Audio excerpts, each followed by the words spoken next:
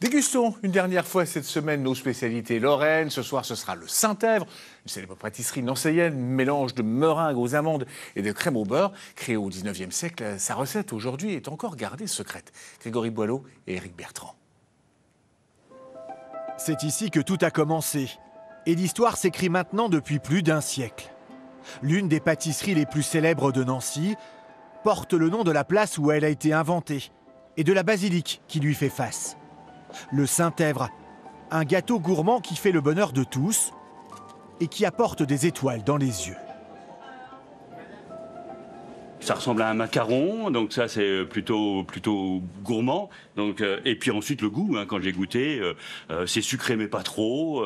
Voilà, un mélange de crème, un peu de macaron, enfin vraiment voilà, délicieux. C'est aérien, c'est mousseux à la fois. C'est excellent, vraiment. Un gâteau à base de meringues aux amandes, de crème au beurre, de vanille bourbon et de nougatine pilée. Le Saint-Èvre est un succès phénoménal, mais sa création est le résultat d'une erreur. En 1882, Anatole L'Huillier, un pâtissier venu d'Alsace, essaye de fabriquer des macarons, mais il se trompe dans la recette. Très bien, merci beaucoup. On appelle ça aujourd'hui un acte de sérendipité. C'est un hasard qui est transformé en bonheur. Après, il faut savoir refaire l'erreur, la reformuler, et puis non seulement la reformuler, mais réussir et puis l'adapter. Jean-François Adam est aujourd'hui le créateur unique de ce gâteau. Il a repris la pâtisserie en 1983, devenant seulement le 6e détenteur de la recette d'origine. Une recette gardée secrète. Quelques ingrédients sont connus, mais il y a surtout l'expérience et le coup de main du pâtissier. J'ai tellement l'habitude que... Le Saint-Èvre est composé d'une meringue aux amandes. Donc pour faire la meringue, c'est des amandes, du sucre et des blancs d'œufs. Et puis une petite poudre de perlimpinpin parce qu'il y a le côté magique ou alchimique qui va animer ça. Je dirais que cette petite poudre, c'est quand même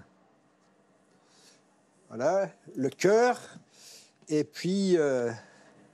Après, c'est la dextérité. Le pâtissier est aujourd'hui un expert du Saint-Èvre. Il en prépare plus de 15 000 par an. Mais pourtant, les débuts ont été délicats.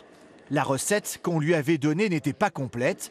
Son Saint-Èvre n'avait pas le goût habituel. J'ai tous les clients qui arrivaient à un moment donné en me disant « Stop, c'est pas le véritable Saint-Èvre, ça n'a rien à voir ». Donc, je me suis inquiété de cette situation et je suis arrivé à retrouver donc l'épouse du 3e pâtissier, donc Madame Cuny. Grâce à elle, il retrouve la recette d'origine et à force de travail et d'acharnement, son Saint-Èvre redevient une référence. Une marque déposée depuis 1907 et que Jean-François Adam défend ardemment. Son gâteau est copié un peu partout en France, alors lui se bat pour empêcher ces contrefaçons.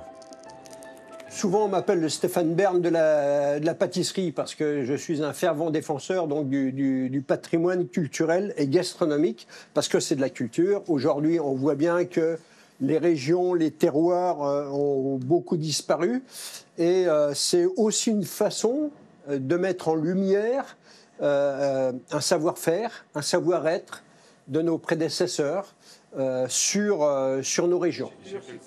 50 ans de métier, dont 42 à confectionner ce gâteau, si cher aux Nancéens. Aujourd'hui, Jean-François Adam se prépare à trouver un successeur et à lui transmettre la recette si bien gardée du Saint-Èvre.